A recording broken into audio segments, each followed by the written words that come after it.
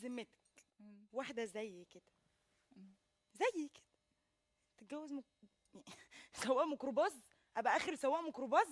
ما هو انت عارفه من يعني هو سواق ميكروباص الشغلانه شريفه ما فيهاش حاجه خالص، وانت وافقتي على كده من الاول. ايه لا، ما كانش المشكله؟ قايل ان هو سواق ميكروباص. انا عايز اسالك سؤال بس الاول قبل ما نكمل. انا عايزاكي تهدي يا حاجه. ايوه، قبل بقى ما نكمل الليله اللي مش باين لها اول استغفر من يا الآخر لهوي دي. يا جماعه، انت ها؟ حد. انا بقى عايز اعرف معلش ماله هدي الحاجه بقى ربنا سواق الميكروباص يا روح خالتي؟ زي الفل يا مش حاجه. مش دافع لك فلوس؟ اهو ايه، ها؟ قعدها جنبك كده مش ربنا بيجيب يخليك. لك المحزق والملزق اللي انت لابساه؟ مش بيوديكي يا اختي معلش. للكوافير ابو 50 جنيه؟ معلش يا حاجه اهدي، معلش اهدي. طب احكمي انت بقى بالحق.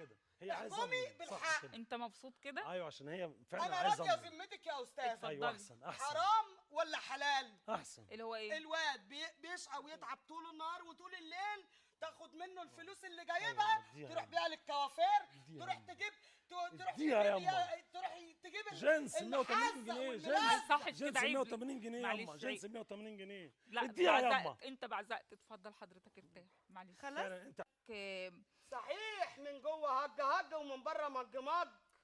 مج